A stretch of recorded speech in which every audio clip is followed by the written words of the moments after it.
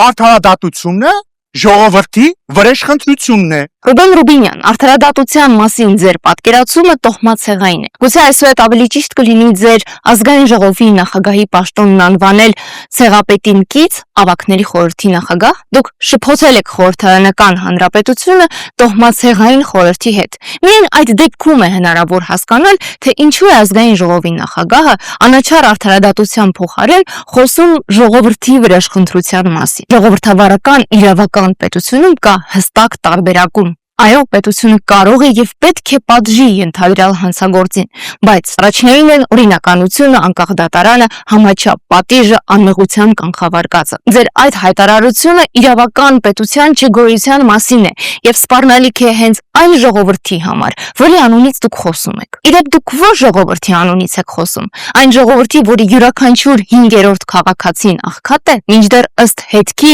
միայն վարչապետի եւ 10 նախարարությունների աշխատակազմերը վերջին 5 տարում ստացել են 41.5 միլիարդ դրամ պարգևավճար։ Ո՞ր ժողովրդի անունից եք խոսում։ Այն ժողովրդի, որի զոհված զավակների ամբողջական անվանացուցակն անգամ հարկ չեք համարում հրապարակել։ Այն ժողովրդի, որի բանակում սպանված զինվորներին վերաբերվում եք ընդհանրապես որպես վիճակագրություն։ Ոչ դուք, ոչ ձեր ղեկավարը ժողովրդի անունից խոսելու իրավունք չունեք։ Յուրացրել եք ժողովրդի իշխանությունը, ոտնահարելով սահմանադրությունը, WhatsApp-յան կառավարմամբ զրոյացնելով ինստիտուցիոնալ այն հակակշիռները, որոնք նաև պիտի սահմանափակեին ձեր իշխանությունը։ Սա ընդդիմադիր հռետորաբանություն չէ։ Freedom House-ը օրինակ դատական անկախության ոլորտում արձանագրել է քաղաքական համակարգային ազդեցության խնդիրներ եւ համապատասխան ցուցիչում Հայաստանին տվել է շատ ցածր գնահատական։ Ասել եմ կզծնելու եմ, ուրեմն կզծնելու եմ։ Եթե համակարգը առաջնորդվում է ձեր հրահանգներով, դուք եք որոշում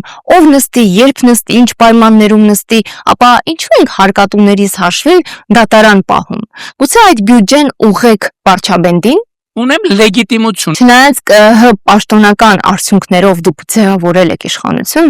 չի նշանակում, որ դուք լեգիտիմություն ունեք, որովհետև լեգիտիմությունը միայն ընտրական process-ներում վերարտադրվելը չէ։ Լեգիտիմությունը անդադար փորձաքննվում է ժողովրդավարական ընթացակարգերով, որոնք դուք համառորեն ոտնահարում եք։ Նիկոլ Փաշինյան, դուք խեղել եք այն միջավայրը, որտեղ պետք է ձևավորվեր ժողովրդի ազատ կամքը։ Ընտրովի արդարադատության, վարչական ռեսուրսի, հայ ժողովրդին տեղեկատվական հարձակումների թիրախ դարձնելու պայմաններում, բևեռացման, ատելության միջավայրում դուք ինչ լեգիտիմության մասին եք խոսում։ Դուք Հայաստանի Հանրապետությունը վերածել եք տոհմացեղային խորհրդի, ավելի ճիշտ ՔՊԱ-ականների խորհրդի, որովհետև նույնիսկ տոհմացեղային շատ հասարակություններում առաջնորդը չէր կարող իր կամքը ներկայացնել որպես համայնքի կամք եւ այն պարտադրել բոլորին այնպես, ինչպես դուք եք անում։ Եվ վերջում բարի խորհուրդ ձեզ,